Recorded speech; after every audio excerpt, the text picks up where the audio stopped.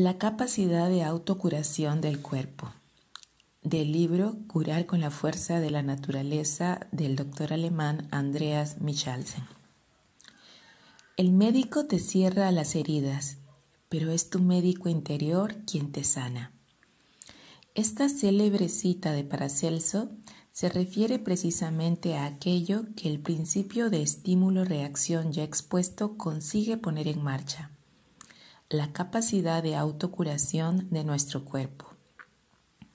Todos los médicos han sido testigos alguna vez de esta extraordinaria habilidad del organismo para regenerarse, aunque no todos la valoren como se debe ni se encuentren preparados para dejarlo hacer, en lugar de utilizar medicamentos para taparla o incluso inhibirla. Por cierto, una de las principales características de cualquier buen internista o médico de familia es que este tipo de profesional no trata cada síntoma por separado, sino que trabaja con el paciente para determinar qué es de verdad importante y dónde se necesita realmente ayuda médica. Hace algún tiempo estuve a punto de acudir a la consulta de un ortopedista porque sufría de un dolor constante en la rodilla izquierda, pero no llegué a hacerlo por falta de tiempo y también de ganas. Al cabo de unas 12 semanas me di cuenta de que aquel dolor comenzaba a remitir y 5 meses después había desaparecido. Algo similar me ocurrió con una leve psoriasis, dolencia habitual en mi familia. A menudo observamos este fenómeno entre los pacientes de nuestro ambulatorio, que tienen que esperar bastante tiempo, entre 3 y 6 meses, para ser ingresados en el hospital. En este tiempo, algunas de sus dolencias desaparecen, en parte porque los enfermos han empezado a hacer algo por sí mismos y en parte también, naturalmente, porque se ha activado su poder de autocuración. Aunque todos los médicos conocen este proceso, a muchos la expresión poder de autocuración les rechina. Algunos de mis compañeros la encuentran incluso esotérica. Y sin embargo, tras ella se oculta una realidad profundamente científica: la capacidad de adaptación de nuestro cuerpo a los complejos retos que plantea la evolución. A fin de cuentas, cada día nos vemos expuestos a todo un arsenal de posibles causantes de enfermedades, bacterias y virus, luz solar y rayos UV, partículas en suspensión y productos químicos. Nuestro material genético se activa o desactiva constantemente. En cada regeneración celular, el ADN, portador de información sobre nuestra herencia, se divide en 2 ramas y se replica.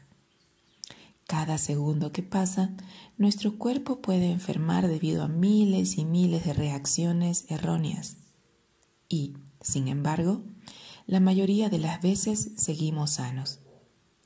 Por eso, tal vez sería deseable que los médicos se planteasen más bien la siguiente pregunta: ¿qué es lo que nos impide caer enfermos?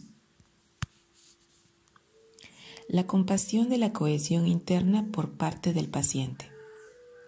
Aaron Antonovsky, especialista estadounidense en sociología médica, emigrado a Israel en los años 60, le llamó la atención en aquel país un estudio en el que un 29% de mujeres en plena menopausia aseguraban sentirse estables y sanas desde el punto de vista psíquico, a pesar de haber vivido todos los horrores de la guerra.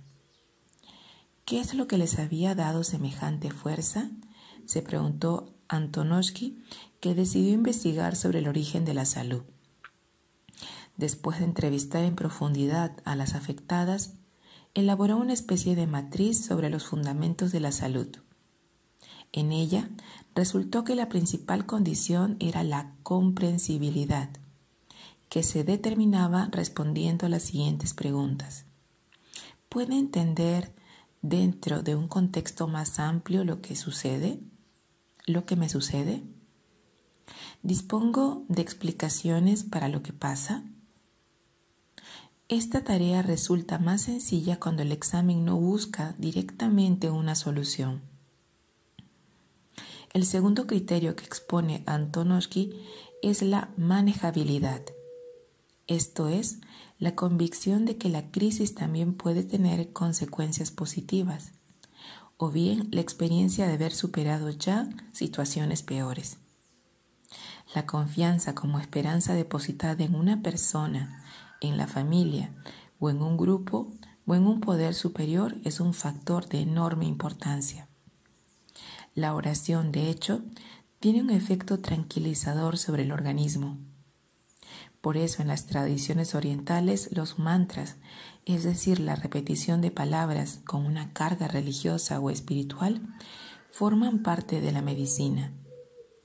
De hecho, la mayoría de las clínicas indias especializadas en Ayurveda cuentan con un templo al que acuden los pacientes a última hora de la tarde, cuando ya no hace tanto calor, para rezar.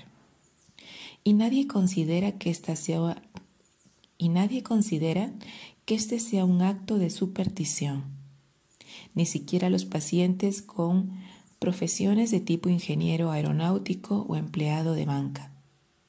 Todos ellos están convencidos que existen conexiones que ni se plantean ni se calculan, sino que exigen respeto y humildad ante lo desconocido. Los escépticos pueden atribuirlo todo a un efecto placebo, pero la verdad es que esta explicación resulta demasiado reduccionista. Lo que hoy vuelve a integrarse con fuerza en la medicina bajo el concepto de espiritualidad es lo que constituye el tercer nudo de la matriz de Antonovsky, la significatividad. Tal vez Nelson Mandela sea un buen ejemplo de este concepto. Los 25 años que pasó en la cárcel como un preso político no consiguieron acabar con él. En ese tiempo estudió Derecho a distancia y tras su liberación volvió a la actividad política. Tenía un objetivo, el fin del apartheid y la independencia de Sudáfrica, y llegó a la edad de 95 aún con plena capacidad de bailar y cantar. Si los tres factores de esta matriz se combinan y se superponen, se da, según Antonovsky, un sentido de coherencia, es decir, la conciencia de la conexión entre la cohesión interna y la solidez externa. Cuanto mayor sea el sentido de coherencia, más estable será la salud psíquica, lo cual tendrá extraordinarias consecuencias para el organismo. A partir de estas reflexiones, Antonovsky desarrolló una teoría sobre cómo se origina realmente la salud, esto es, sobre la salutogénesis, que en su opinión constituye la antítesis de la patogénesis, principal interés de la medicina convencional, tan centrada en el estudio de las fuerzas que desencadenan enfermedades. Pero ¿en qué consiste el médico interno y cómo podemos activarlo? La relación entre médico y paciente resulta determinante para conseguirlo. Efectivamente, si dedicásemos al paciente tanto tiempo como los naturópatas reconocen a menudo los médicos convencionales, el enfermo mejoraría. No obstante, independientemente de que podamos preguntarnos ¿por qué entonces los doctores no nos organizamos de otra forma? En lugar de crear entre todos este sistema en el que practicamos una medicina que ya no consideramos ni suficiente ni humana, tenemos que buscar el verdadero secreto en otra parte. Un buen médico debe ponerse al mismo nivel que el paciente. Es importante que no se sienta superior a él ni por su profesión ni por la institución que lo respalda. No puede tratar al enfermo mirándolo por encima del hombro. Muchos doctores creen que emanar autoridad forma parte del proceso de curación, pero la realidad suele ser la contraria. En mi consulta, o en los exámenes que realizo a los ingresados en el hospital, suelo encontrarme con pacientes que son verdaderos expertos, ya que conocen sus cuerpos mucho mejor que yo. Están al tanto de detalles que no es posible identificar en las pruebas de laboratorio ni en las tomografías computarizadas.